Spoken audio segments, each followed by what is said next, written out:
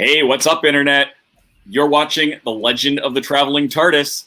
I'm Paparazzo Dave Chapman, and stay tuned, because we've got some fun. That's the wrong button. We're live, and I'm putting the wrong button in. Now, let's try that again. Even though we're live, I'm going to do that again. You're in for some fun.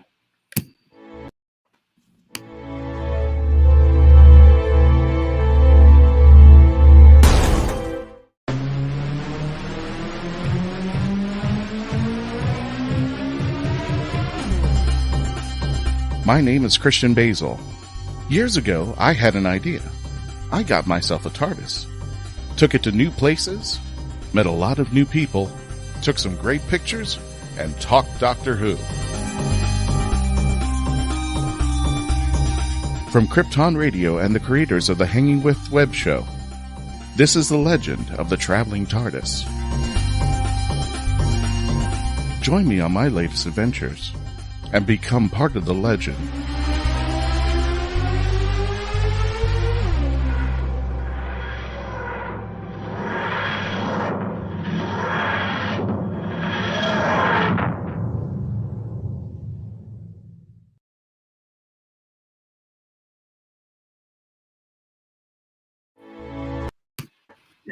Hello again, fellow WHOvians. I am very clearly not Christian Basil. This is very clearly not the actual Traveling Tardis. No. But you are watching The Legend of the Traveling Tardis. Nope. Mel's is not it down. Nope. Christian is not here this week. And so when the cat is away, the rats will play. I'm here from TheRatHole.ca. We're going to talk some games. Yes. Yay! But first, we've got our regular crew out here. Down below me, we've got Melanie, Pieces of Melee. Or is it Melee, or is it... Melee. Melee. Oh, right. Melee. Sorry, I pretending to be Christian again. Sorry. We're going to take a lot of Christian it's jokes. Pieces of Melee. It became, the whole idea, the whole name was because literally that was my gamer tag. My gamer tag was Ms. Melee. That's what it was. My style of play is Melee. I just grab weapons and go in there. I Leroy Jenkins stuff. That's what I do. Close range, and I just button mash. So it just, everything with the joke was I would just leave pieces of Melee around me. And that's what it kind of happened. And funny enough, a lot of artists that they end up being gamer tags, funny enough. So yes, Christian's not here. As you guys might have noticed. So it is going to be us three kind of having fun with our awesome host tonight here. Not Jody, Dave. But yeah, hello everybody. Jody would be more fun. Let's be honest. Oh my God, Jody would be amazing if we had her here. But yeah, oh Lord, guess what, y'all? He's lurking. Boy. The man is lurking. The man. I am in so much trouble for that opening now because this it's terrible. person who can't lurk, the person who always never lurks and is close to our heart. I'm going to now toss it over to Mackenzie Floor. Woo! That's how you segue, Christian. Yeah. And I am Mackenzie Floor. I'm the author of the WHOvian series, and the next book in the series, The Rite of Abdication, I can say today won a book award. Woohoo! Woo! Get it, girl. Leroy Jenkins. Yeah. Yay! So we're going to skip most of the regular. We're not going to do Who Knew News, except we are, because there is one piece that I kind of wanted to mention. Big Finish Audio announcing they're going to end their main line of Doctor Who audio. Their main range. And it's not that main range, sorry. And that's not saying they're ending Doctor Who audio. Mm-hmm. That they're not doing that. It's basically just changing the release schedule, and they're going to one Doctor per month of a box set. Which, for someone like us, who's been saying for as long as I've been on this show, hey, let's do some more reviews on Big Finish. Now we have less new stuff to choose from. So this is going to be great for us. Yes. But it also gives them a little bit more freedom to carry things through for each Doctor and have less muddle, because that's something that a lot of their fans have said over the years. Me included. Yeah, me too. It goes to a point where everyone, if you're trying to get into Big Finish and you don't know where to start, it's kind of, I'm about to say convoluted to somebody who's not used to audio and is just firstly getting in there and they're like, wait, what? There's so much out there. So I think at least also maybe in a post-COVID world where everyone's trying to streamline their processes and trying to get everything in track and everyone's working from home now, I think it's a great idea for Big Finish to kind of go, look, what we're going to do is we're going to stop doing the main range as we know it, and we're going to start focusing on these other doctors one by one. And that way you're delivering the audience, us, content that we really, really crave in a timely manner. And, everyone can kind of focus on not tight deadlines, not craziness. They're probably somewhere, somewhere in there. Yeah. They're all yelling at me like, Melanie, you have no idea what the hell you're talking about. I'm like, I know, but I'm just saying kudos to y'all and everybody who's reading. Oh God, they're stopping their main range. Don't freak out. Yeah. I'm curious what they're going to do with things like the spin-offs, your Iris Wild Times and your Susan series, because they've been expanding Susan. Yes. And all of that, like where are those going to fit in? If they are, maybe they won't. And oh boy, Kristen. Oh no.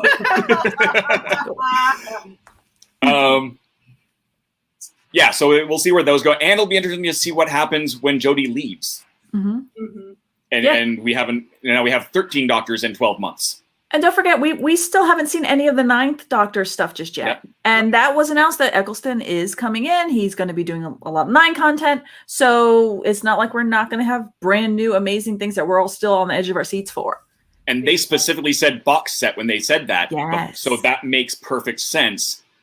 And that also stands to reason we'll probably see that like September, which makes a lot of sense, just production time-wise. That makes sense. Yep. But speaking of 9, speaking of 10, speaking of all of those doctors, because that's what we're doing today. Yes. Again, that's how you do a segue. Christian. I've got some games behind me, as I always do, but I actually have some, not just on my shelves, but also set up here. So I wanted to take a look at a few games, some that are new, some that have just been very popular and I've had a lot of questions asked of me. And since it is the holiday season for most people, it is that time of year where you're looking for presents, you're looking for stuff for yourself. You can check all the reviews out. Melanie just put it up there, TheRatHole.ca/who. That has all of my Doctor Who reviews, all of these games, any games coming forward. I've got a couple of the role-playing game reviews coming up over the next few months as well. But let's start with Outset Media, Keys to the TARDIS. People have asked me about this because they see it in the background because it is so bright and colorful. That's it there. And I'm just going to move over here and we will take a look. So there is Keys to the TARDIS. Oh, that's not the one you want to lie. There we go. Dave's back. Woo! Yeah, that's okay. You can have my back. You can have. Look, see, there's like. You don't want to ever wonder why I say paparazzo? There you go. There you go. So this game is an interesting one. It's based on the previous game, Keys to the Castle.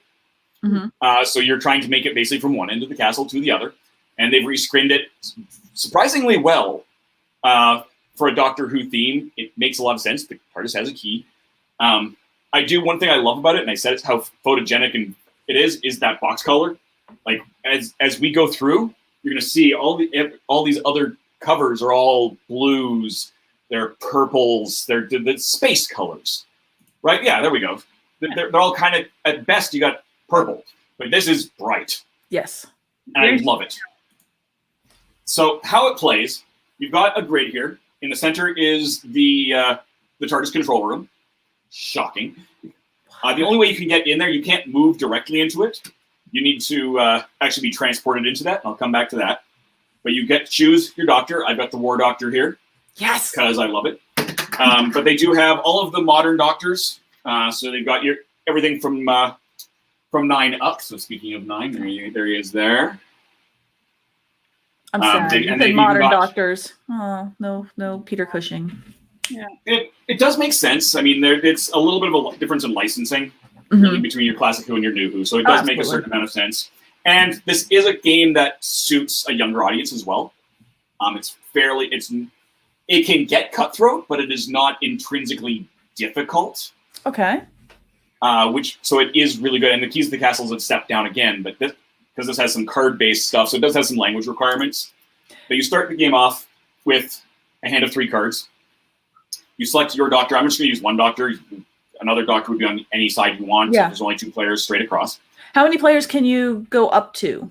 Up to 4. Is this up to 4? So it's minimum 2, up to 4.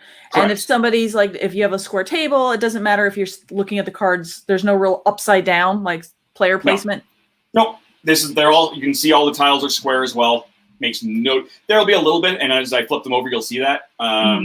Card-wise, it makes almost no difference. Because there are some that will go on there.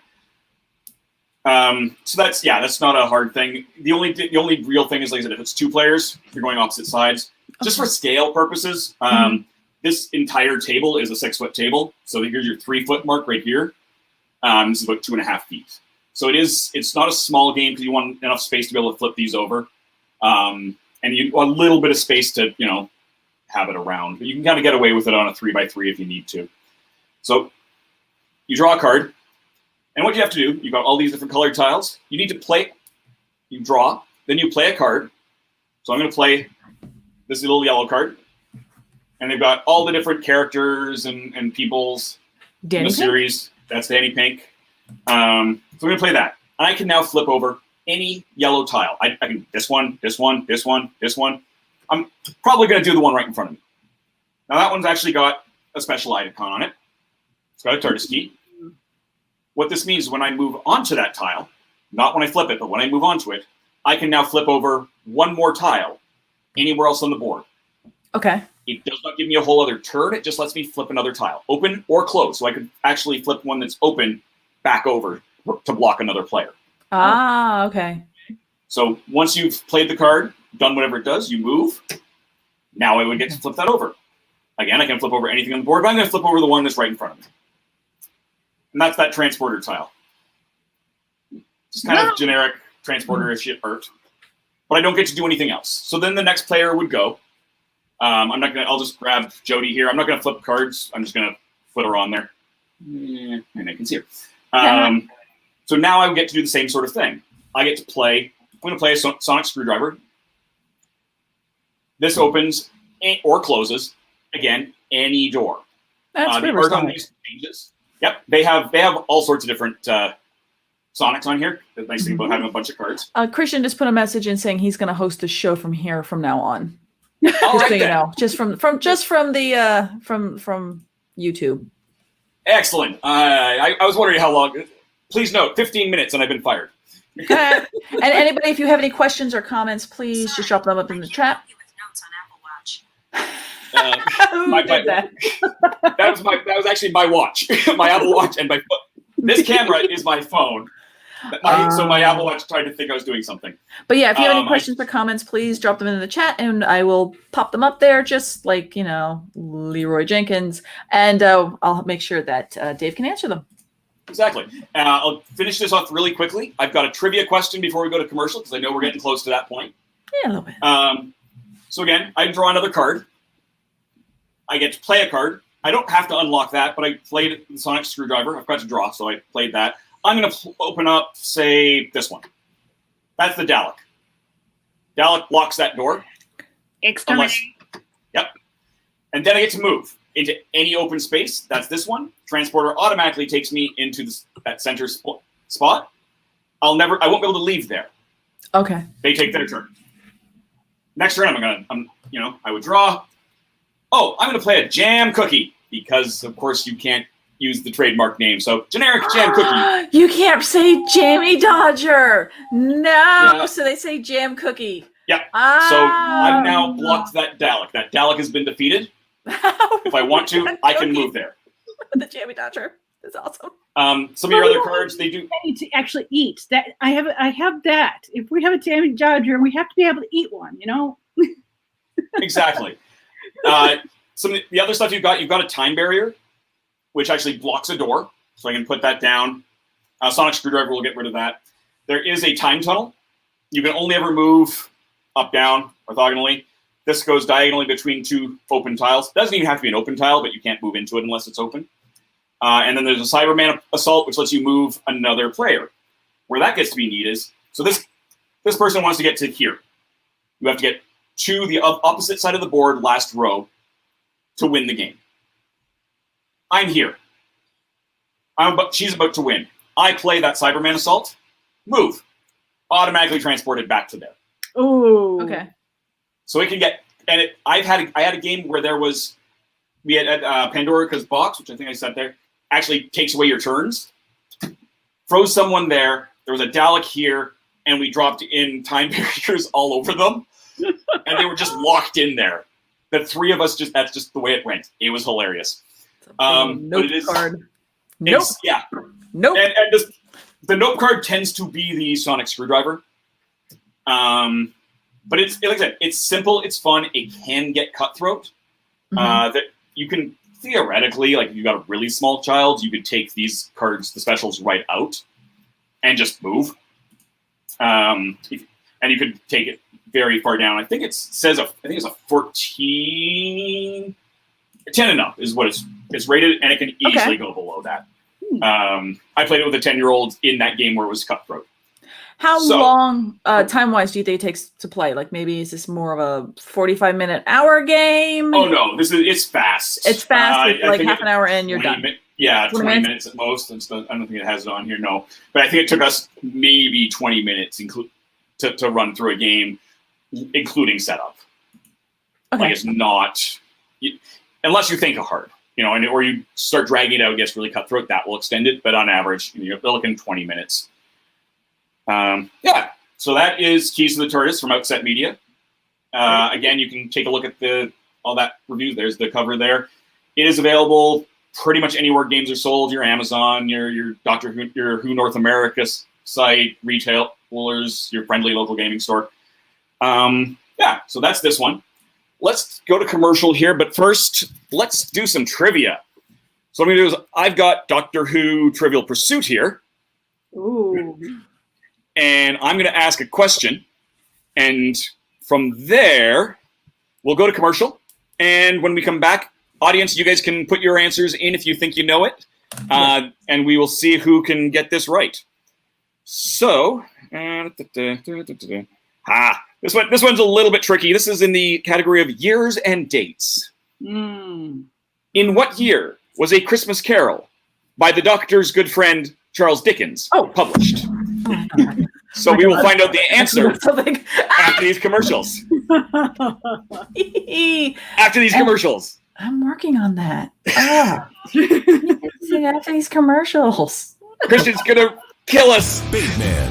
What's the Bateman? A novel set in Florida, written by Florida author D.L. Havland.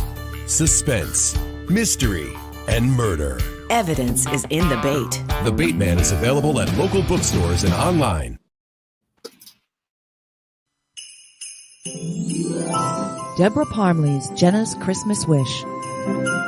Santa, if there's one thing I want for Christmas more than anything, it's someone to spend Christmas with. Someone who really wants me to be there.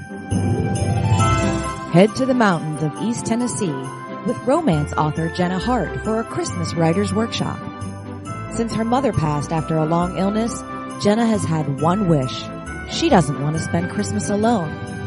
Meeting Niccolo Maldini, cover model and actor, could make more than Jenna's Christmas wish come true. Unless Ember, Niccolo's ex-girlfriend, does something crazy to stop them from being together. It's a mountain Christmas romance you won't want to miss in Deborah Parley's Jenna's Christmas Wish. Now on Amazon.com.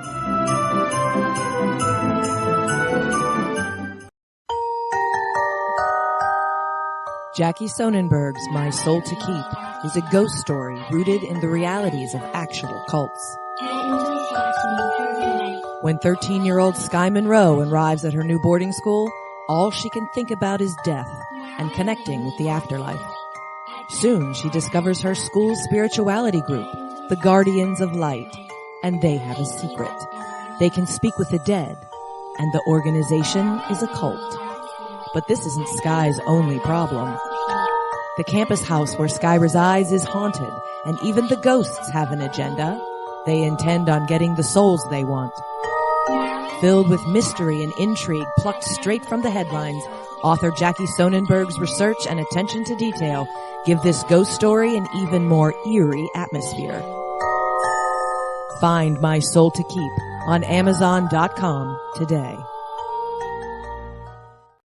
Hi, I'm Claudia Christian with some exciting updates in the Sinclair Method world. First of all, we launched our new coaching page. It's yoursinclairmethod.com, so you can go there and book a session with one of our fabulous coaches. You can also reach that page by visiting c3foundation.org. It's at the top of the landing page of the website. The second piece of news is Journeys is out. Woohoo!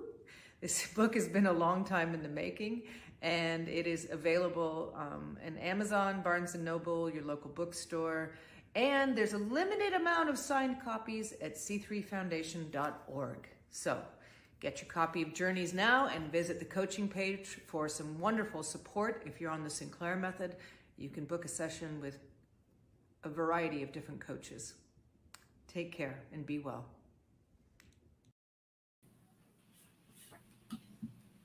Are we back? We're back. We're back. We're back. Yes, Carl, eventually. It is cool. Bills were, in fact, paid. Ads were, in fact, run. And unlike previous times, we didn't have to do them live, because that happened one time when Christian just kind of disappeared out of the feed, and we couldn't do any commercials. So I did it. Mountain Christmas. Yeah, I remember that. Yeah. Because we were like, oh, what's the commercials? I don't know, because nobody had board privileges at that point. Yeah, but we've got them fixed. Anyway. So, and we're back. We had what looks like one guess in... We had one guess. One guess. Purely and the Carl guess. Doesn't think he was off. I'm assuming Carl actually went through and Googled it afterwards, because he says he's way off. Yeah, after that, I'm like, oh, Carl, you couldn't wait till the commercial was done. You're not that far off. It is wrong. What did you guys have to Google it? I did. I actually knew this one. I don't know. Melanie, Dave, what is your answer? He published this back in December in 1843. Ding, ding, ding, ding, ding, ding, ding, ding, ding. I only know this because I like to collect antiquarian books, or I like to act like I do, because me and my husband will go to different places and go look at books, but we can't afford them. But that's one of the books I remember we always kind of we gravitate to. So that was one I actually knew. I need to pull out a copy of his goblins. Because he's got that Christmas story about goblins that I really need to find.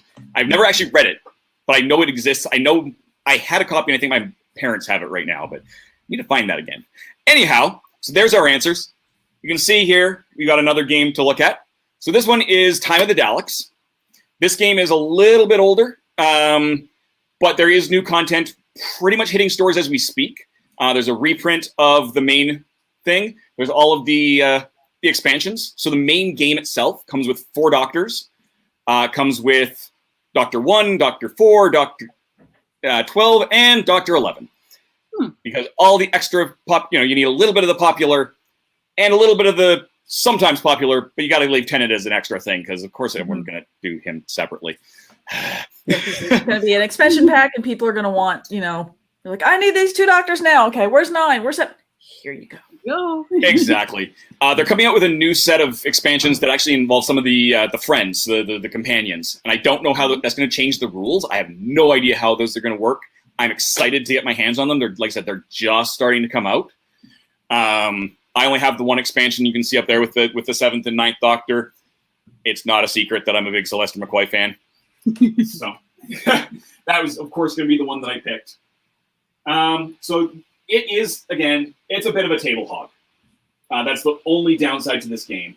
Again, this is 2.5, that's 3 feet, and this is not playable. What you're seeing here is not really playable. This is your very, very basic player space. So you've got your control room. Mm-hmm. You've got a doctor miniature, or whatever doctor you've chosen. 7. There's a colored base. And you have a TARDIS on there with a similarly colored base. I don't know if that purple's coming through, but you've got all the different colors. And these are swappable. And I'll come back to why that's important, that you can swap those colors out in a bit. You've got a card so the with doctor your doctor. can find. So the doctor can find their correct TARDIS. Okay, that has been a problem and an issue as of late. It's true. It's true. In the comics. Yes. There's actually an even more important reason, and I'll come back to that. Functionally, there's a one. Aside from, yes, that's perfectly correct. Each doctor has a card with some dice and abilities. They always start with a specific companion. Of course, it's going to be Ace. So makes sense. You can see here it says linked Ace there. And she gives other additional powers. So she's got some dice. She's got some abilities. So is the ability swinging a baseball bat? Not specifically. There may actually be a baseball bat equipment card, though. Probably. Yes. Yes. You gotta have a baseball.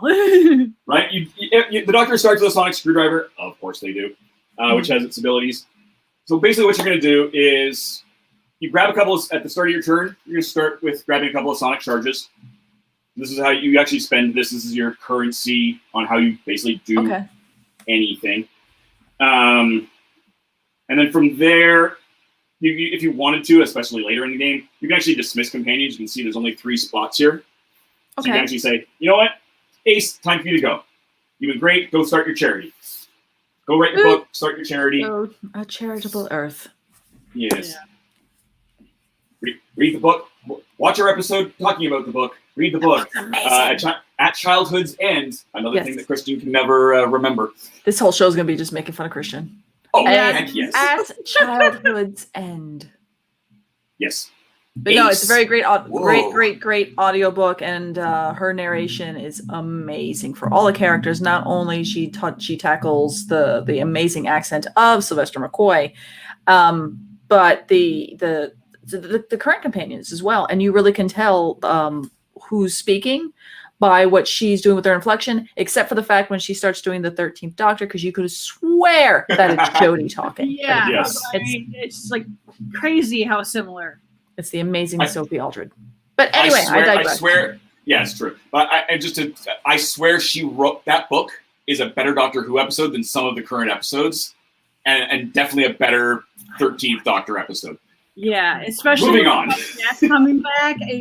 I would love to see her come back now too. Yes. So, anyways, so we've got that. We're just going to keep pushing forward because we only have so much time. How many players can do this? This, I think it's 4, but it's 4 normally because there's only 4 in the main set. If you add in a box, you can actually add in a 5th and 6th player. Okay. In theory, I suppose you could add more, but it gets unwieldy. You wouldn't want more than 5 to 6. As you'll see, it just gets big. So that's a thing. If you want to, you can also discard equipment during that first phase. You can play any new equipment. There's going to be effects that let you, or that require you to use that first step to do things. Then you get to travel. The Doctor, of course the Doctor travels. The Doctor can stay where they are. The Doctor can go somewhere else that's already on the board, or they can find a new location. So let's find a new location. So there's these over here, and it looks like that on the back. You put it down, and you'll see those little 2 dents there. Okay. There are dilemmas. Ooh. So we're going to flip this one over because we've already got it. This particular location, Bank of Carapraxis, and Claire's apartment. This one's in the present. This one's in the future. They've got kind of what you need to do if you win here. And what happens if you lose is going to be on these dilemmas. Some of the things you need to be able to roll on your dice. So you put that down. These all fit perfectly. You can see the ones that are hidden around the Earth. Flip that over. And let's say we just went to Claire's apartment. And that particular dilemma is, Mummy, are you my mummy? So you see you need to roll those on those particular dice. If you end up failing, you're going to end up having to dismiss 2 companions. And I'll come back to this in a second. You're going to have to move the Dalek ship forward. And I'll tell you what that means in a minute. Obviously, that's bad. This already seems like a game that's not going to be 20 minutes long. Yeah. This is a much longer game. It is. It's a bit complex. This is make dinner. We're having a game night, y'all. Yes. Settle in. We're going to have some fun. Yep. It's This would be the type of game that if you're right now, if you're a Fortnite player and you're waiting for something to do before 4 a.m., there you go. Achievement acquired. Baseball bats.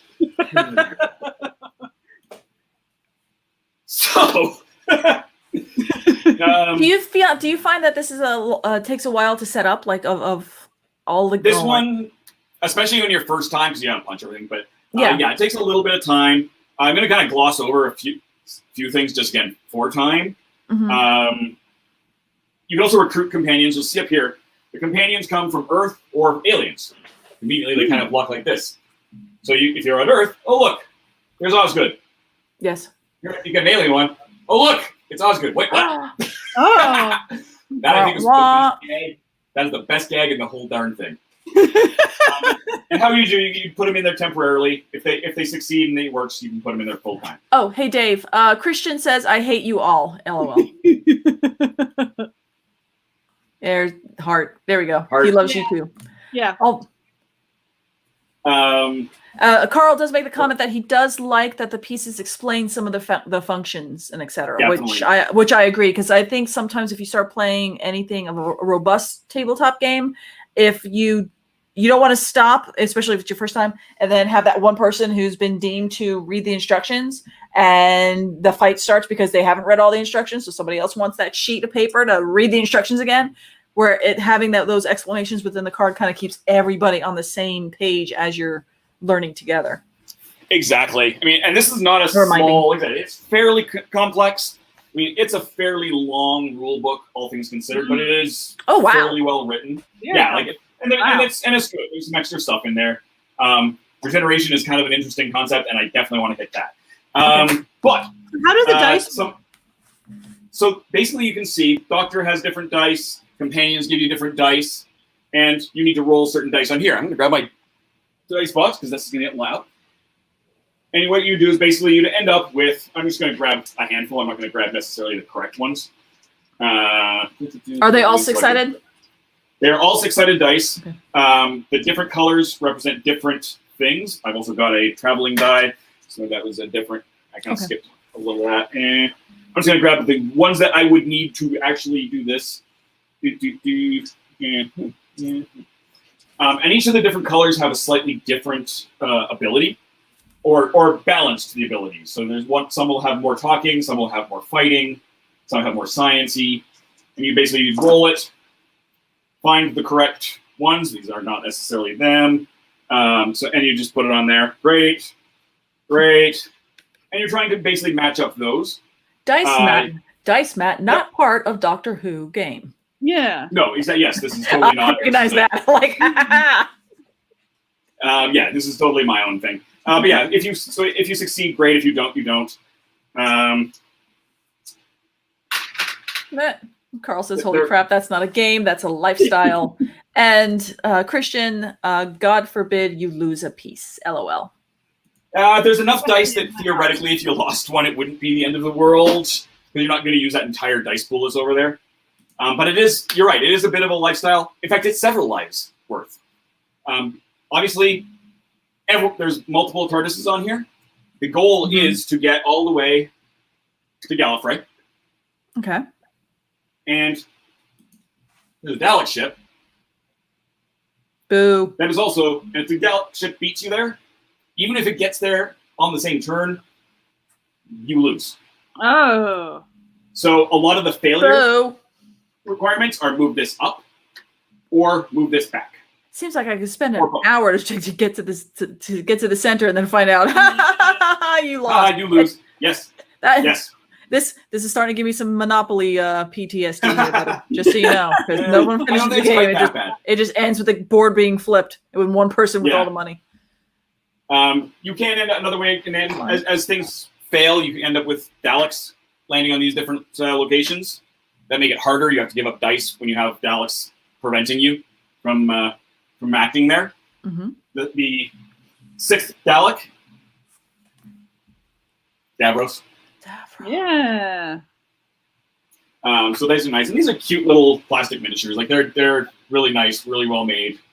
You got a little bit of bend to it with those, but I haven't had any break or anything. That's good. I'd be afraid to have it in my house because of my cats. That's the only thing. Oh, no, right? Yes. Interfering cat will interfere.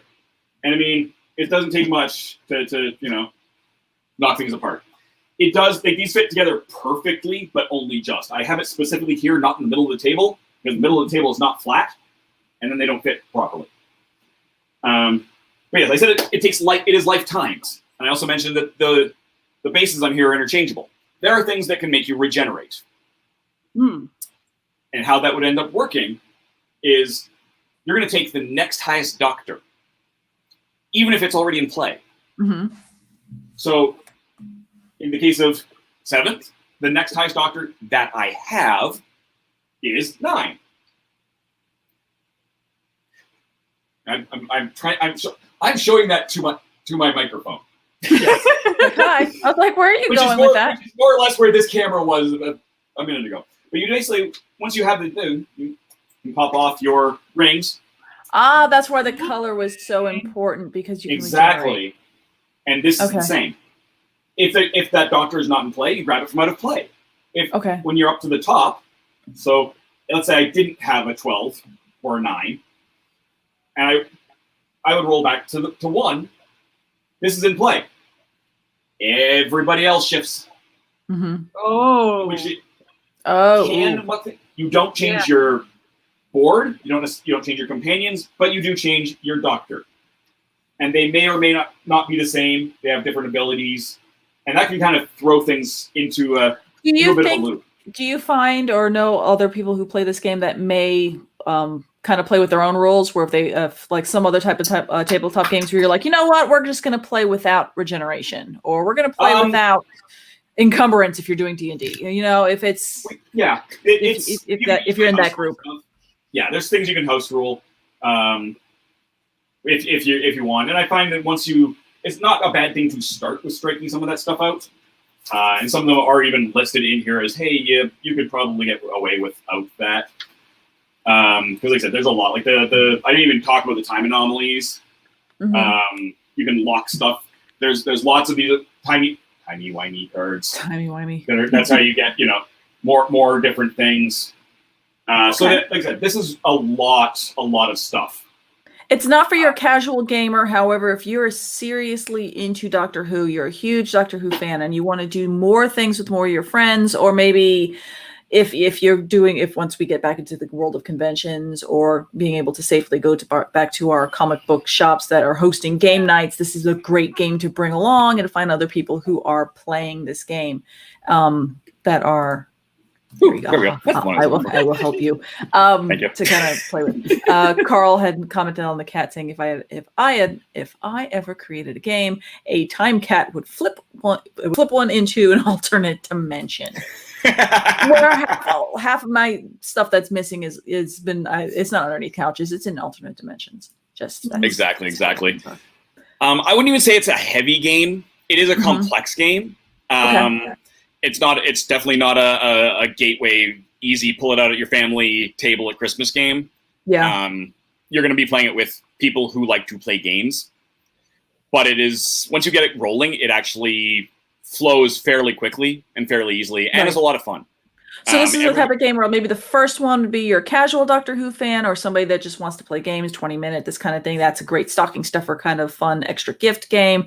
This is for somebody that is into tabletop games and is looking for something a little different, and that's where that gift would slide perfectly into. Yeah, exactly. When I was playing it, I had people saying, "Hey, how about we should paint these?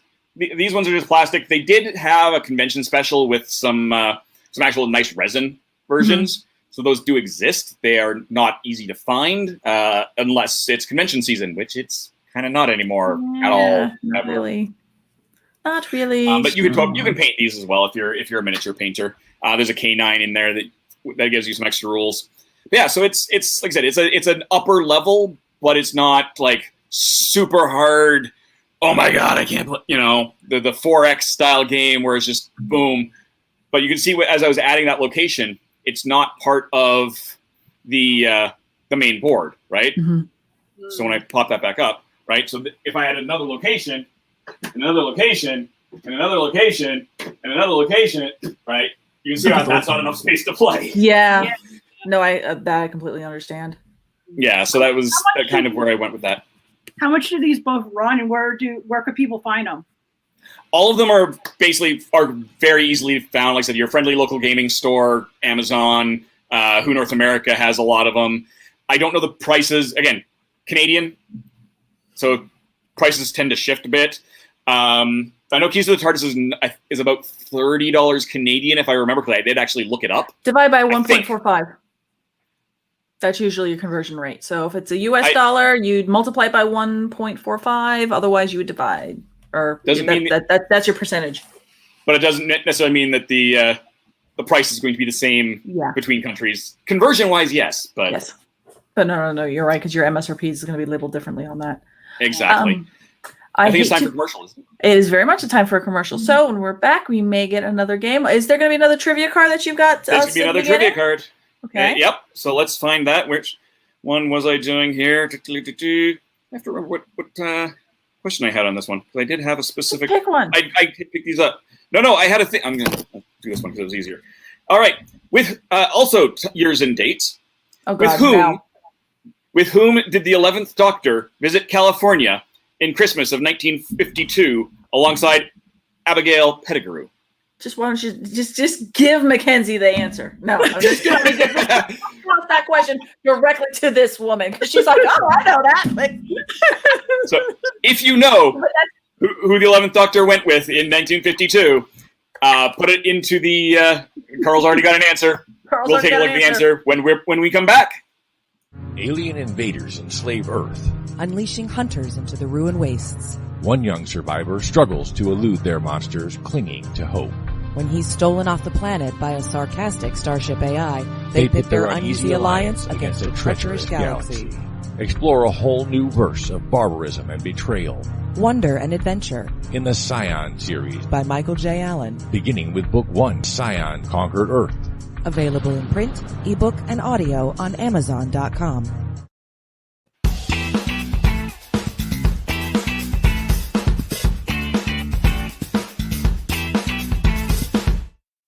Experience Samara's adventure as she imagines the people around her change into friendly cartoon animals right before her eyes. Journey with her in this poetic tale, My Cartoon Imagination at School. Now on Amazon.com, iCoin from author Jeremy Mosby. It's an alternate reality, and the leader of the planet iCoin is none other than Benjamin Franklin. When corrupt officials threaten not only iCoin but the Earth as well, an unlikely chosen one, Jeremy, must face dark foes to save the Earth and iCoin alike. Author Jeremy Mosby takes readers on a superhero's adventure through this compelling and imaginative alternate universe. Get iCoin on Amazon.com today. Best-selling and award-winning author of true crime and crime fiction, Yvonne Mason is back with a brand new book, The Pink Canary, a book that delves into the life of a drag queen and a marvelous whodunit. You can find this and all of Yvonne's other works on Amazon.com, or find Yvonne Mason on Facebook and Twitter. He's gonna kill me. Buy your copy of Pink Canary now. You have more options than ever before when choosing a film, a television or internet series, a book to curl up with, or even a radio show or podcast. Get to know the people who are creating for you. The Hangin' With Web Show, hosted by award-winning author and journalist G.W. Pomacher, is the internet's fastest-growing web talk show series. The Hangin' With Web Show features professional, yet casual, in-depth interviews with creative arts and entertainment pros. Meet the people behind a digital revolution in creating more quality content than ever before in the history of media.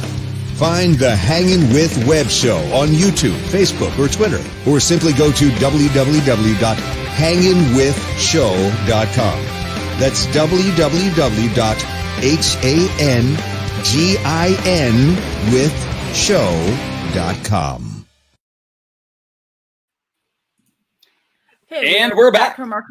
And we're back. And one quick thing I wanted to say is to to bookend with our commercials is that if you wish to advertise with us, you can.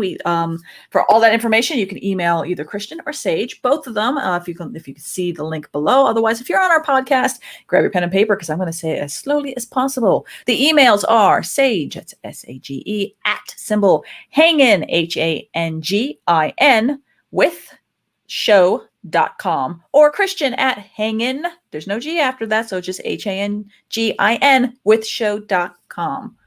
Also, one last thing that I know Christian had said in the comments, which I need to quickly follow, is that you can now, with many of the other Hanging With shows that the Hanging With web TV brand of all of us little family in there, you can now buy merch. So if you really desperately want one of our shirts, if you would like a Legend of the Traveling Tardis shirt, cup, mug, anything that possibly that we have to offer, you can look here. There, it's now a threadless shop. So it would be hwwswebtv.threadless.com. I'm not going to read the entire link because just search for the Legend of the Traveling TARDIS. Otherwise, look down below, look in the comment section, and you can see the long link that Christian has so nicely added for us. That's my spiel, and I'm sticking to it. Excellent. Bravo. Yeah. So, did we have any guesses on who that was? I believe that we had a few. You have a guess in there. Where is it? I don't see it. Carl was. No, I think it's directed at a person. I don't think that was a guess. I don't think he meant. Yeah, I'm not sure if that was a guess or if that was directed to somebody by his name Donna. But so otherwise, then no, there wasn't any guesses in there. Just for the record, the reason I keep bringing up Who North America is because they are a brick and mortar store that specializes in Doctor Who. They've come on the show before. They've got all these games. They've got great books. They've got this book called Binge Watcher's Guide to the 13th Doctor or something. Somebody. I'm not sure who that. I've heard that. I don't know. I was going to pick it up when I actually was in Indiana. And oh, look, there it is. For some reason, Mackenzie has a copy of it. I don't know. I don't know why. Once I correlate. Yeah. And there's going to be another edition of it coming up soon. I can say that because I know the author. Close personal friend. Yeah. Exactly. And that was that book as well as my books, WHOvian series. Those are also available at Who North America. I do signings there occasionally too. Once this COVID stuff gets done, you'll see me there again. Yep. Excellent. She's probably going to try and book something right after Gen Con next time there's a Gen Con so that I can be there too. Right. Because I was signed up for Gen Con this year. I was. Yeah. I'm so that's where I get most of these games is actually when I go to Gen Con. I drive 3 days from Alberta to Indianapolis, Indiana. How many miles is that? Because I can. Or kilometers, or whatever you Canadians do for travel. A bazillion. I don't remember. This year's trip was going to have extra stuff in it. How much time is it for the drive? About 36 road hours. Dedicated. Give or take where in the province I start. Nope. This year that's for flying. Well, for me, I had a whole tour planned this year. It was the equivalent of me going from, and it was just because the traffic was just horrendous. It was I had to go overnight.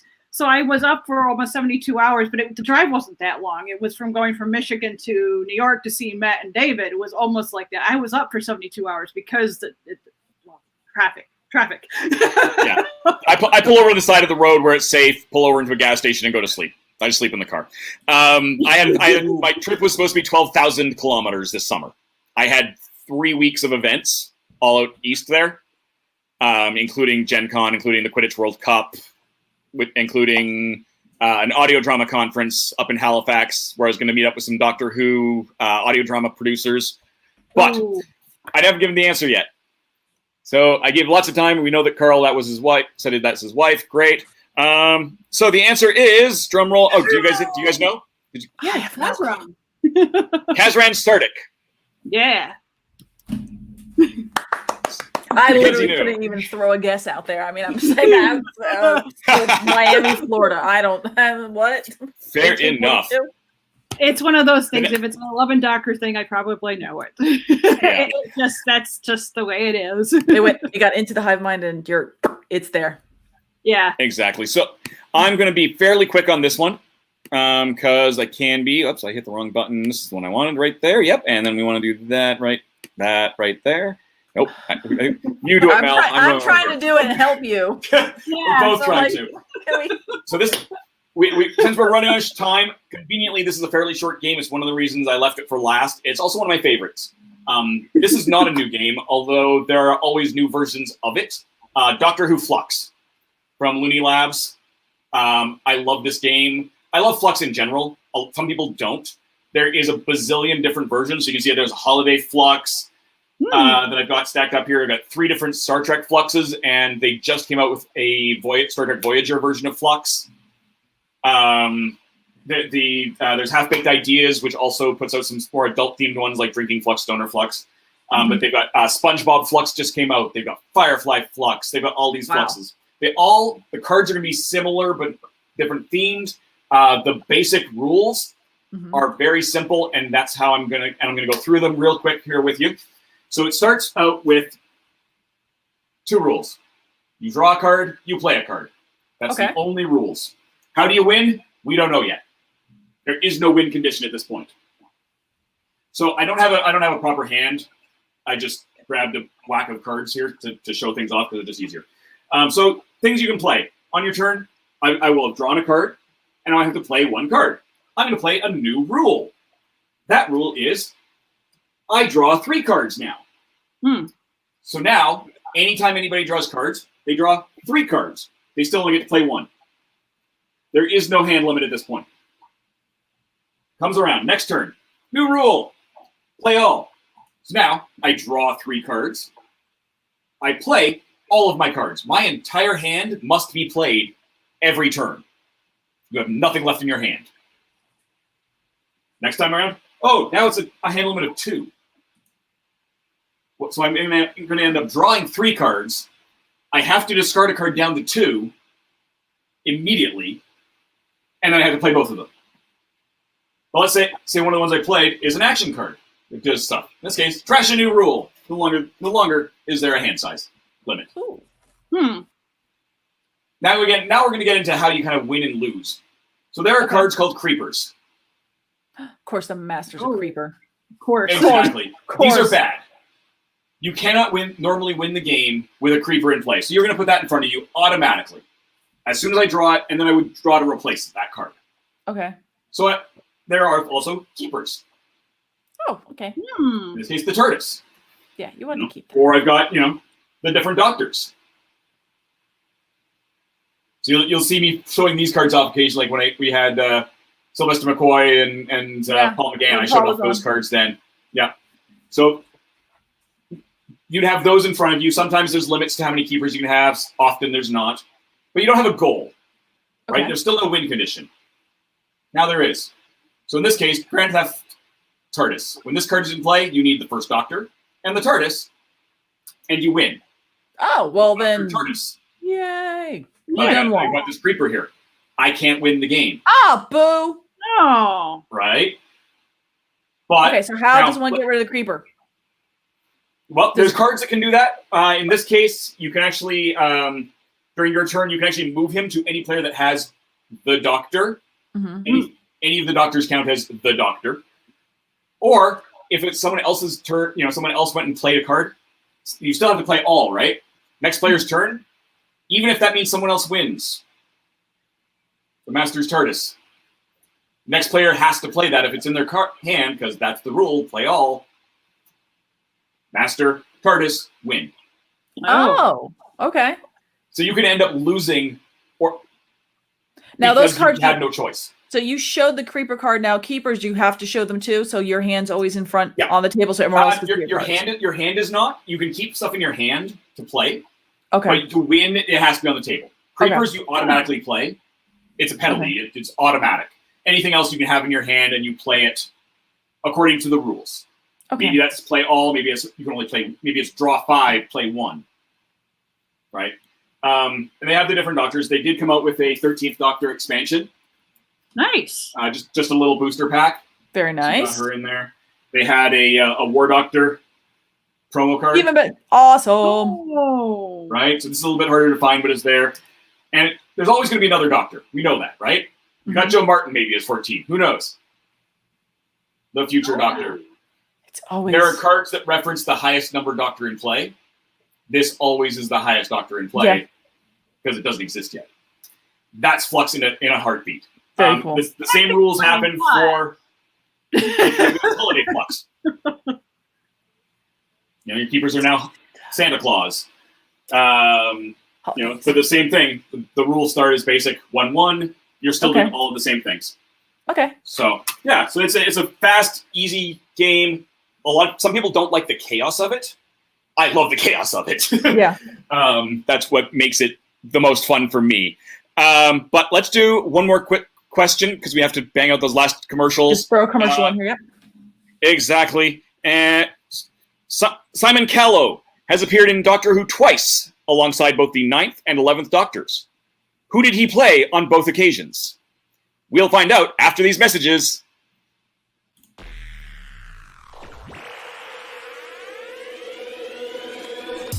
At Geek Insider, we foster relationships with those in the geek sphere so we can give our audience the insider view of entertainment, tech, and more. Author Cindy Kep is writing on the edge. Books include Remnant in the Stars, The Loudest Actions, Lines of Succession, Mindstorm,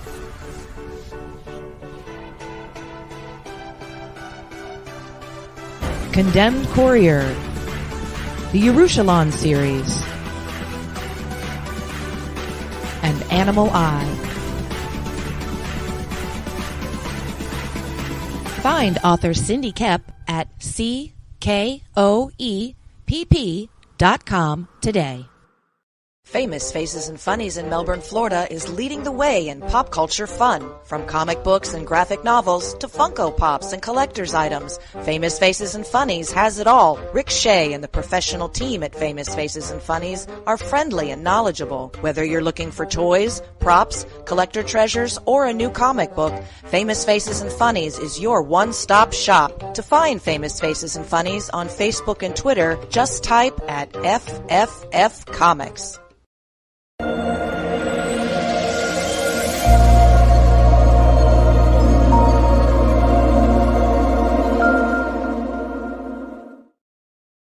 If anything you must understand, it is this.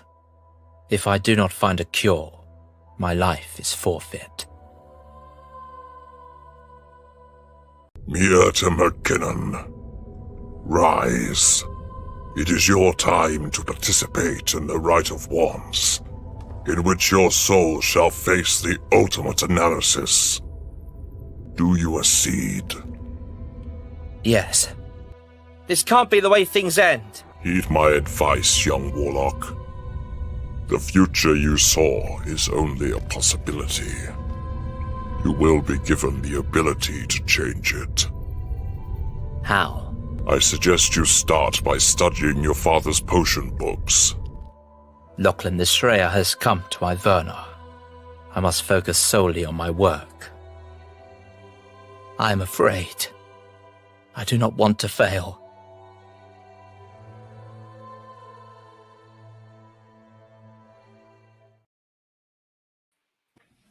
And the Rite of Wands can be found at Doctor Who North America, as well as Amazon, Barnes & Noble, all your favorite places.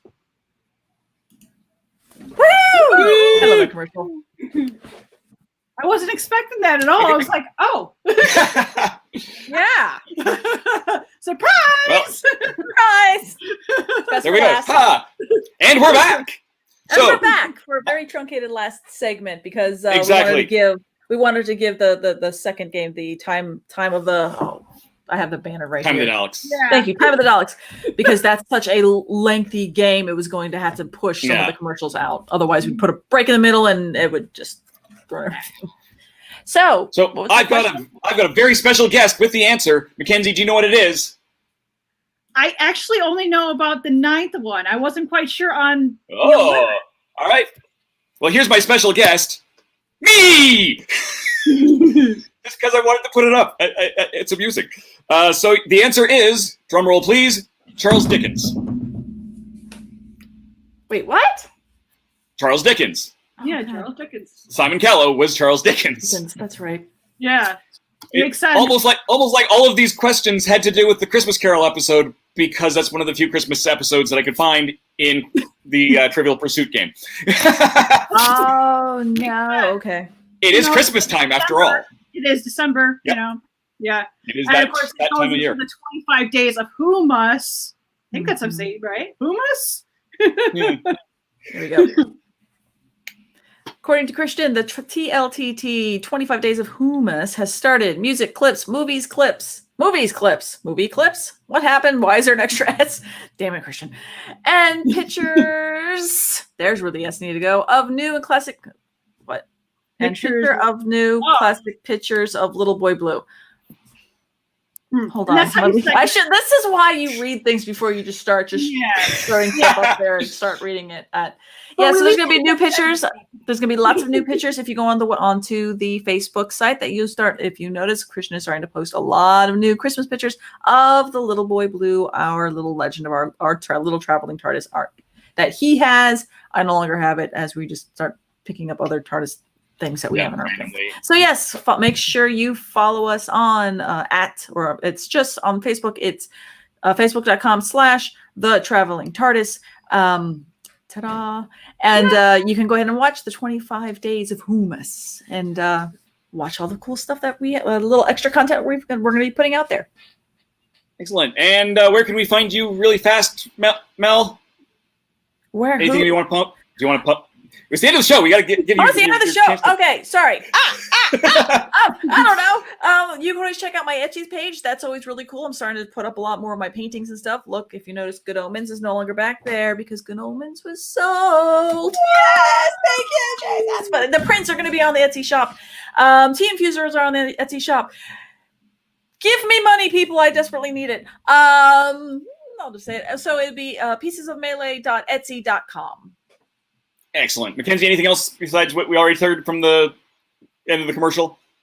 Pretty much, we got the Right of Wands, Right got Affirmation. I could say, though, that Jodie needs love. Please get the Binge Watcher Guide to Doctor Who, especially if you're new and want to find all about her doctor. It's got some stuff more than just her. It has a history of the show. Great Christmas gifts. Her books make great Christmas gifts.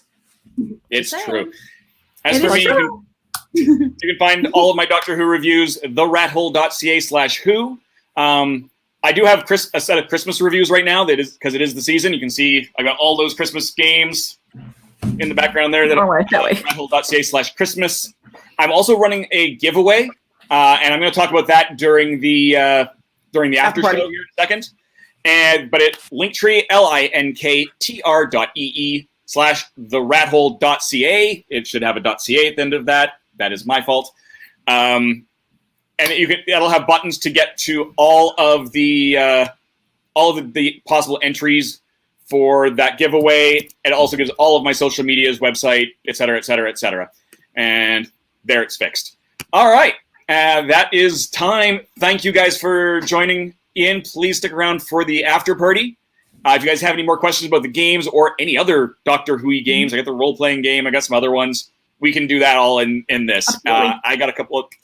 Be kind to each other, be safe, and be part of the legend. Yes.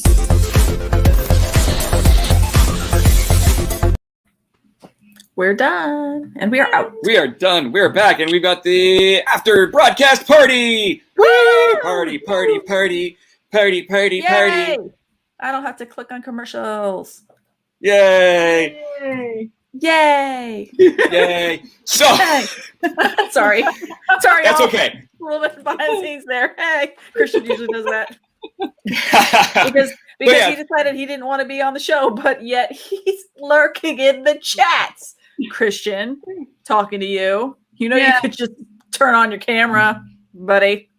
You do know where the link is. You sent it to us. But I am running a giveaway. I've got it with GUI Cube. They've teamed up with me to give away a holiday digital prize pack. It's going to have their Darkest Dream box set. It is a 5th edition compatible entire adventure full of all sorts of stuff, as well as a Strangely Gooey Holiday, which is a brand new, again, 5th edition compatible adventure. I'm going to be doing an interview with Alistair Goo, who is that fine gentleman in the hat at the bottom there. Awesome. Next Monday, December 7th. That is going to be at 6 p.m. Mountain, which is 4 p.m. for all y'all in Florida. Yes. No. Yes. I'm like, wait, which way am I? Okay. What time did you start this show? 4 o'clock? No. Yeah, it was 6 o'clock for you. So no, it's 8 o'clock for you, 6 o'clock for me for that interview next Monday. And just so you know, Dave, I'm actually her time. Oh. Yeah. Are you? I thought you were an hour different. I thought you were in between. No, I'm still on. I'm still Eastern. I blame her. Said that and I went, wait, what? You're. Yeah, I keep forgetting because somebody else is just next to you and they're an hour off. Yeah. It gets timey-wimey once you get into Indiana, depending on what part of Indiana you're in. Yeah. Weird. Comments coming. What is this? Next, it's Christian. Christian, why weren't you just on this show, buddy? Next week we're going to be having Patty Hawkins from GalaxyCon, moderator and other amazing stuff extraordinaire, but moderator extraordinaire. It's going to be a Matt Smith tribute show. That's all I know. Right? Yay, Matt Smith. That's all we know. Yeah. Christian says you guys were awesome. Woohoo! Yay! He says that when the show is over. I know. Yeah. I would just like to point that out. Put that on the podcast. This part won't be on the podcast. No, all those listeners are going to go, oh, they were terrible, and Kristen probably hated them. Carl says that Donna liked her David Tennant print, and that was he thankful. Thank you, Carl. He purchased a print for me on my Etsy shop, and yes, my David Tennant print is gorgeous. Thank you. It was one of the pictures. Usually, he's hanging behind me, and he's in the hallway now. Sorry, the original's in the hallway. No, he's not. He's right here. Oh my God, hold on. He's just faced around. Okay. Shocking. There he is. There he is. Yeah. Okay.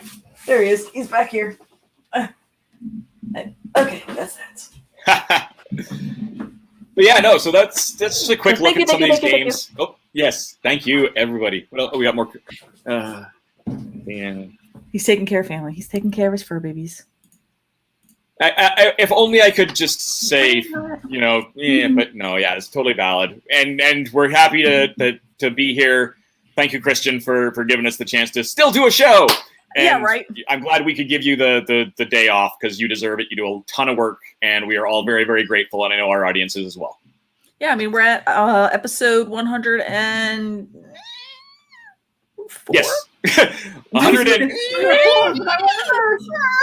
squeak. That's the official 100 and squeak. I think that is the official number, sir, of the Legend of the Traveling Tardis podcast. So you are allowed to have a day off and just kind of relax, especially if you're taking care of your little furry babies, because completely intrinsically understand that. Yeah. When we all do. Yeah. 100%. Yeah. Especially me after sadly lost 2 last. Yeah, it's not been easy. Sucked. It always is. It's always that's the only bad thing about having pets is that their lifespans do not match ours. So the good way to look at it is that you can spend you can give all your love to them for their entire lives. So from beginning all the way to the end and beyond. So that's the trade, unfortunately, when we have our little furry ones. But yeah, I have 5 of my own, and Lord knows there's 2 at PetSmart that we keep walking by, and my husband keeps looking and like, I think that one's adorable. I'm like, we don't need 2 more. But we're probably gonna get 2 more. No more. No mas. You'll feel like me. We still have well, I'm now down to 9, I believe now. Yeah, which is still a lot, but it doesn't make up for anything. No, especially when in my case, almost all people always ask me, they're like, well, how the heck do you have so many cats? They're like, you must be a crazy lady. I'm like, no, it just happened that I used to do rescue work, and it just happened that I got involved with a place that there was a hoarder that had over 30 kittens and mama cats, and all these guys are still left over from that colony. So yep, spaying and neutering is extremely important, especially in the cat world. Yeah, and she's a little bit crazy. Un poquito. I'm a writer. We all are. It's true. Part of you have to be crazy in order to be able to create a big, world. Absolutely. Christian, I expect Christian to take, since he's clearly got some form of device, probably his phone. I want a selfie of you with us on the big screen behind you. Yes. Yeah. Yes. Yeah. He's saying that he's watching us on the large screen is in the living room. It's very, very surreal. So sure, it didn't happen. We can put the picture up next week because we won't be able to put it in the comments. He also has an announcement. Phantasmagoria will return for a Christmas special end of the month. So if you were with us when they graced us during our Halloween month-long Halloween celebration, where they did a special performance, kind of expanding the universe a little bit of the Doctor Who episode of the Villa of the Diodati. Oh Lord, I can't. Yeah. Blah. The words are not working from the brain to the mouth. They will be back and they will have a little Christmas thing for us. So please make sure you tune in December because, here we are. We're here. We're still doing stuff. 2020. We're now in December. Remember it's Christmas. When it was March. I have one more Christmas question. Oh no! Uh-oh. If do we want it? Yes, because Christian's going to answer. Right. He needs to. There we go. Christian needs to do something. It's true. And this is in the category of episodes and stories. Okay. In A Christmas Carol, shocking that would be the episode we're talking about. In the episode of Christmas Carol, what traditional festive song draws these small fish from the clouds as its music resonated with fog crystals? Oh. I'm not sure what that was. I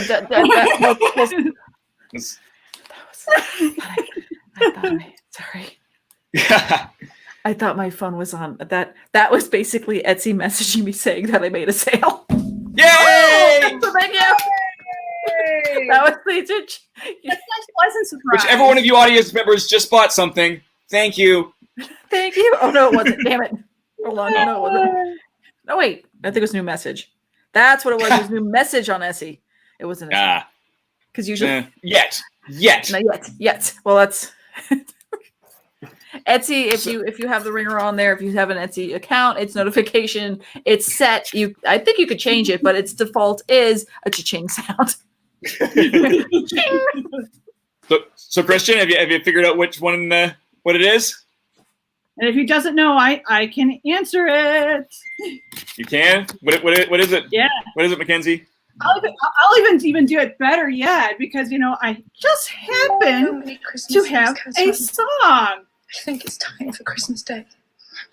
It's such a great song. It's Silence All You Know. Which may have a different. This one says it is Ding Dong Merrily on High. So I'm wondering if it's it. I'm now gonna have to go back and look and see which one it is because both of you gave that answer, but this has a different one, which is interesting. I'm wondering if maybe they're both in there. I mean, it's a Christmas episode. There might be a ton of stuff. The answer is the Moops. Okay. And it's Trivial Pursuit. Like that, they're pretty good about making sure they have the right thing, but every now and then there's also the two answers problem. Mel, I threw a YouTube link into our private chat. Okay. That I want to throw up at the very, very, very end because it's completely off topic. But I can't screen share with this setup. I've got a slightly different setup. Yeah. Okay. I can do it. So that I can be a part of the behind the scenes. I've got this logged in under a different account, not mine, and I don't want to get logged out of my account, so it's in a different browser. So this browser doesn't like stuff. Yeah. But did you guys have any more questions about games? Since we're here, and Melanie has a PM. I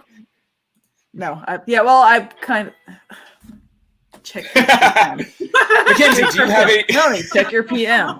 I think I know what that's going to be. Mackenzie, did you have any other questions?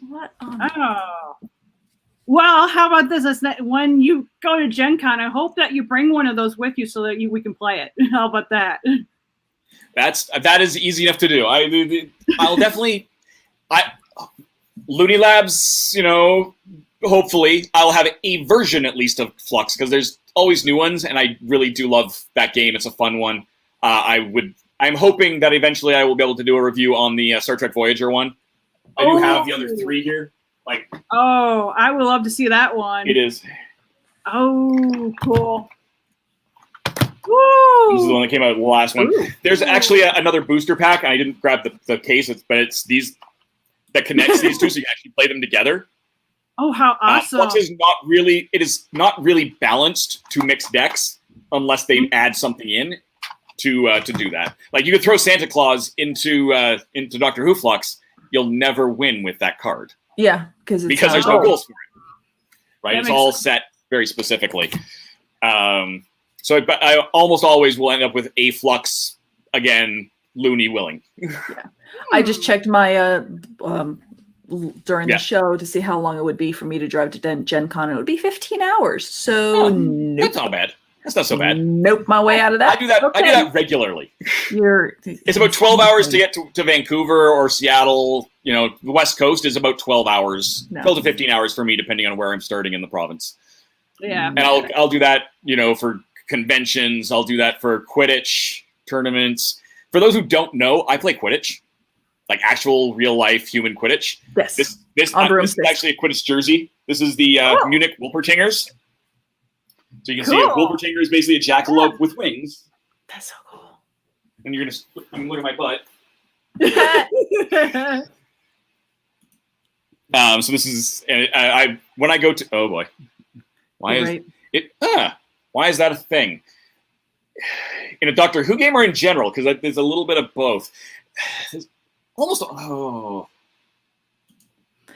That's you're a really good question. While you're pontificating, boop. Yep.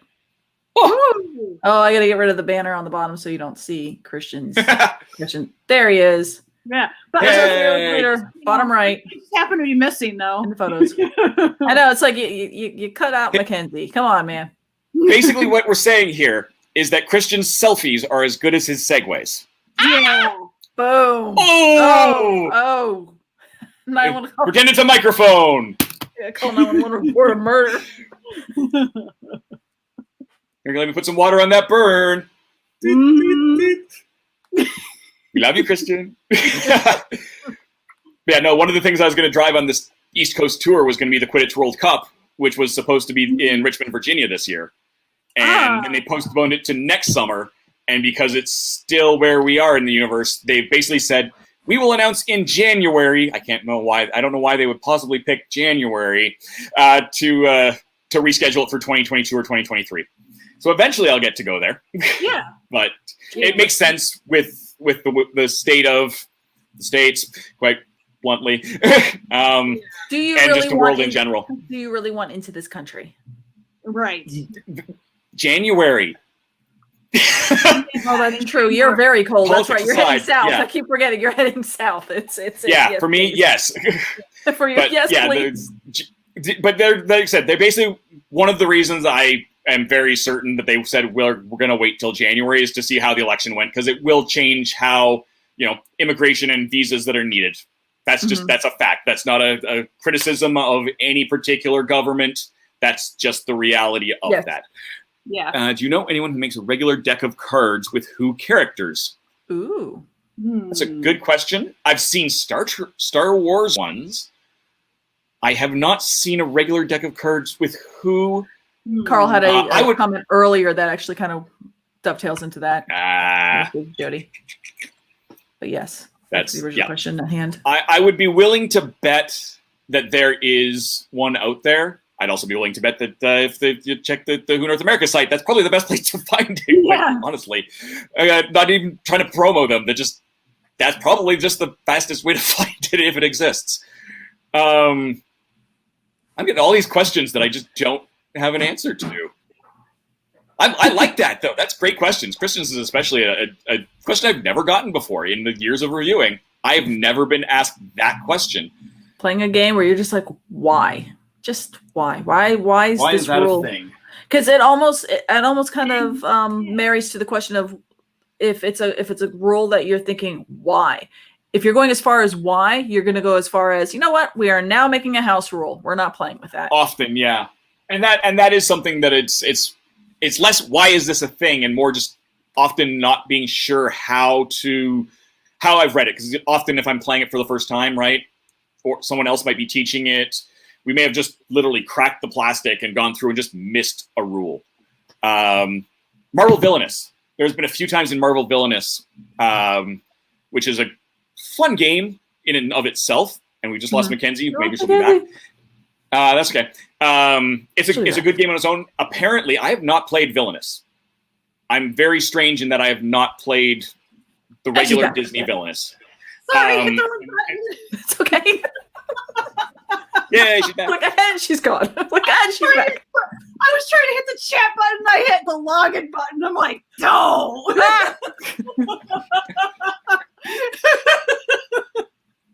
Because I had the answer to that playing card question. Let's see. That's a fairly easy. Kristen's question: what is the most challenging of all the Doctor Who games? That one's probably actually one of the easier questions. I'm going to straight up say that the Time of the Daleks. Not that it, again, challenging because there's just so much going on. There is Warlord Games has a miniatures, like a miniature war game, Warhammer type game that is Doctor Who. I've never played that, so I don't know how complex it is. I haven't been able to get my hot little hands on that yet.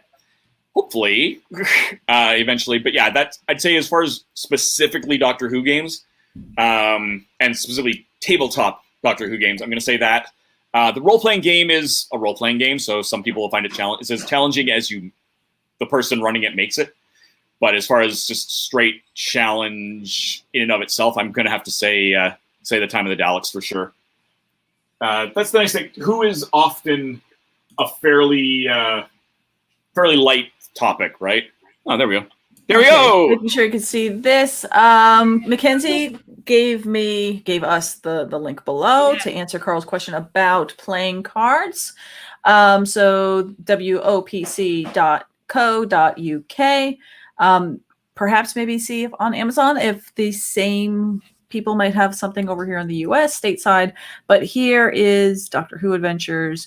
So here's a bunch of playing cards. Looks like that these ones look to be licensed. So maybe going all the way up to 11. 11. Because that's the early 11 because it's saying that's the logo too. Yeah, is that? Yeah, because it's Amy, Rory, and 11. So there's some playing cards out there. Lord knows if you go out there to, let me see if I can't stop my screen there. Lord knows if you go out on a place like Etsy or whatnot, that there are probably makers who probably make their own, who've crafted other ones. So you can always kind of look there too. But thank you, Mackenzie, for finding that link. Oh, you're welcome. And hopefully next time when I hit the chat button, I won't hit the wrong button again. Oh, what happened? No, what happened was the time cat had flipped her off.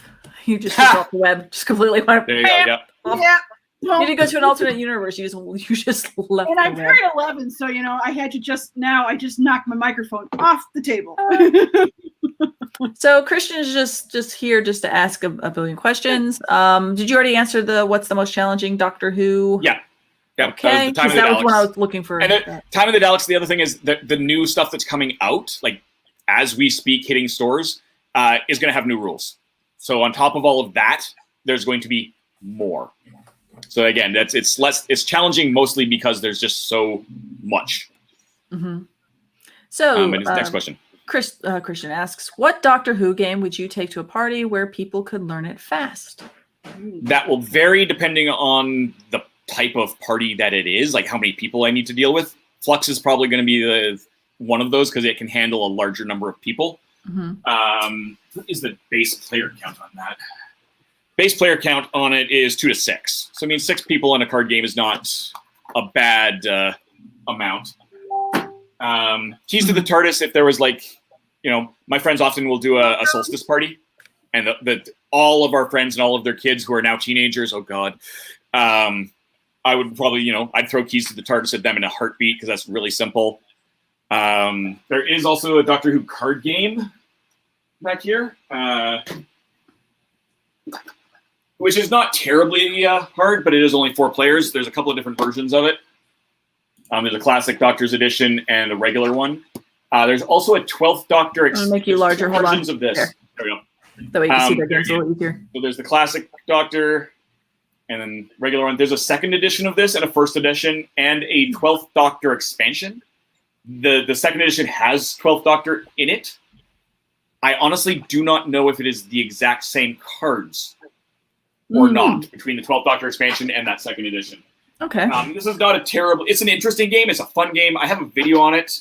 Again, you can check that page, the RatHole.ca/who. There is an actual video post about the card game, as well as the reviews of it. If you're more of a storyteller, there's also Rory's Story Cubes, which is really, really popular. There was for a while a Doctor Who set of those. You can see, I'm not going to reach all the way back there, but they are back there, right there. You roll the dice, tell a story. So I mean, that's an easy one for different people. I haven't reviewed. That's my copy. I've not reviewed it. I have it as much for this as anything. But it's it's one of those games that there's a 12.5 themes, but that one is largely out of print now. In North America, it says Modi that does that. The Rory stuff, they sold it off. In the UK, it's still Rory's that actually publishes it. But yeah, I think those would be the main, again, specifically Who games. Fun just comments. Carl, we're downsizing. Get rid of stuff. Also, Carl, we need the Doctor Who card game. The game cards, whatever. Yes. To wit, yes. Carl's response was, "You are correct." Yeah. Yes. Yes. Yeah. That's And- yes. Yes, and then we got also Doctor Who Worlds Apart going to be coming out in 2021. So we have that. It is looking at this time to be digital only, though it was said it to be coming out for other things other than PC, but it looks like that has maybe changed. So Or at least delayed. Or delayed, yeah. Who knows? Yeah. Trying to find it real quick. Yeah, there are other games. This is just games that I personally have, most of which I've reviewed, that are reasonably current. I mean, it's not like Doctor Who's a new thing. There's Doctor Who Risk. There's Doctor Who Monopoly. There's several versions of Doctor Who. There's at least 3 versions of the Monopoly that I know of. There was a straight Doctor Who board game that's a little bit older. There was another role-playing game before this. There's a bazillion and a half fan-made games and or reskins of games that are Doctor Who. Heck, I was doing one for Kill Dr. Lucky. I wanted Dr. Lucky's Adventures in Time and Space, and it just didn't. The cheap-ass games was sold. Maybe someday I'll pitch it to Greater Than Games, who now own Kill Dr. Lucky, but I'm not a designer. I'm a reviewer. But I had a great concept. It was going to be fun. Promise. Oh, yes. We're at over 42,000 people. Thank you, Facebook. Yep. Over 42,000 followers, I believe, that are following us on the Facebooks. So, ta-da! Yeah, I'm running out of things to say. Yeah. So did you pull up that YouTube video? Since we're kind of running out of things. I know, because I'm just looking at it going, I'm slowly getting hungry. Pull it up. Basically, it's a hard time of year right now, right? So this is the serious part. We're coming into the holidays. It's been a super, super hard year. The holidays is a hard time of year for a lot of people, full stop. But this year especially, there's people who in the past have had a surplus of money, of things they can give, of the ability to give back to their community that they maybe can't this year. They may actually be in a position where they need to be helped instead of being able to help. Right now, because it's December 1st, it's the launch of a lot of those Christmas charities, different fundraisers. One of the ones that's in Edmonton, a few hours north of me, is the radio station 630 CHED since 1955 has been doing a Santa's Anonymous, which is what the video is, because it's just a short little commercial and it's a little bit less politically correct right now, because it does have a bit of a, you'll see why. It's not bad, It's just, but it's not really Christmas till I get a chance to see this particular commercial. I'll show it at the very, very end, assuming Mel is able to pull it up and show it. I'm trying to. It's A Creature is Stirring. That's the one. Yep. Okay. That's the one. It's not a new commercial. Like I said, it's a little bit old. Oh God, Carly's now wanting the monopolies. Okay. But yeah, no, depending on where you are, depends on what charities there are. There's always some sort of a food bank. There are things like Santa's Anonymous in Edmonton give gifts to kids in need. Like, they can sign up again anonymously because kids need Christmas. If that is what you celebrate in your home, it's important. And there are people, I know people myself that are really stressing right now because they're worried about their kids. They're not worried about them. So just keep that in mind. If you're at the store, pick up an extra something. A lot of those Christmas charities will take cash donations. I've got a review on Thursday, which is the Christmas Express game back in the corner there, which is also by Outset Media. But it's a train game. The CP Rail, Canadian Pacific Rail, has what is normally their holiday train, and it goes big train full of lights, trucks across the country, stops in different communities, and raises funds in all those communities. They can't do that this year. They've had to move virtually as well, so they're doing an online concert. So check out the review on Thursday. I've got links to that. And again, if you can't find that link, it'll be also on the with all the rest of my Christmas reviews. But seriously, it's a hard time in all sorts. Be kind to each other. If you have the ability to help, of all years, please take a moment to do that. This is a tearjerker of a commercial. This is straight up a commercial. It was written.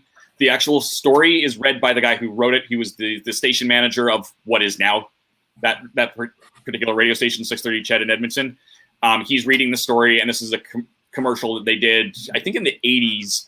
The radio version of the commercial has been around again for much longer, but this is the TV version.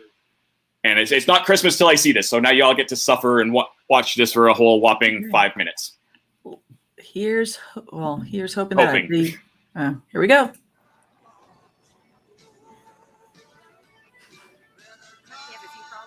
Streets right now, but the good news is this snow and blowing snow should clear off by later today, and it should turn out to be a great day for 630 Ched Santa's Anonymous. His hair was shoulder length, his youthful face hid behind an abundance of shaggy beard. Over tight, faded blue jeans and an old bulky knit, he had thrown his pride and joy, a sheepskin wrap. It had a hole in the center through which he put his head. It was without arms, fell front and back down past his waist to his mid-thigh, and it was gathered at the waist with a chain. His 68 Chevy moved slowly through the streets.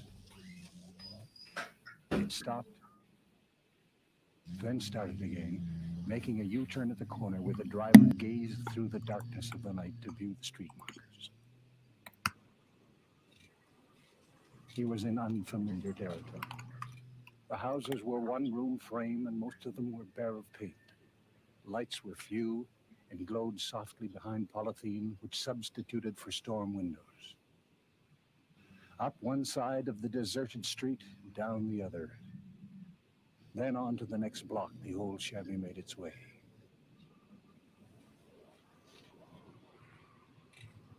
It stopped. The door opened, and the young man with the long hair and the beard and the faded jeans and the sheepskin coat got out on the passenger side and walked to the gate of the house that was a duplicate of all those around it. He walked slowly up the walk, trying to see the house numbers through the dark. He read them. Satisfied that this was the place, he returned to his car, opened the trunk, and removed 2 large brown shopping bags like they use in the supermarkets.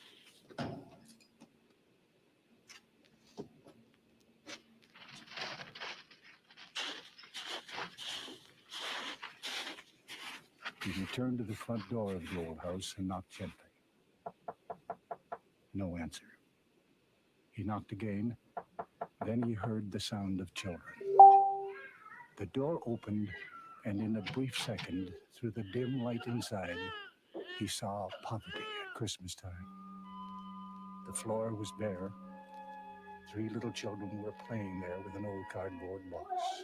The kitchen table was covered with tattered oilcloth and was surrounded by 4 bare wooden chairs. A double bed sat in one corner, sagging but neatly made, and a small electric stove sat against the wall. A young woman, perhaps in her late 20s, but looking tired and older than her years, came to the door, scooping up the smallest child as she did. The other child, who'd opened the door, looked at the stranger outside, then stepped back, glancing quickly at her mother. "Good evening, ma'am. These are gifts for the little ones from Santa's Anonymous," the young man said. The mother looked a long moment at the long-haired, bearded youth with the outlandish sheepskin jacket. She took the 2 shopping bags filled with gaily wrapped Christmas gifts and quickly looked at the bright display of parcels. Her eyes welled up with tears, and she could bring herself to say only an almost inaudible thank you. You're welcome, ma'am. And by the way, have yourself a very Merry Christmas. And then it happened, just as his foot hit the top step of the old porch. As the door was about to close behind him, a small child's voice said, "Mommy, was that Jesus?" It hit Trip hammer hard, and the young man stopped for the briefest moment. His chin dropped to his chest, and an almost overwhelming emotion swept through him.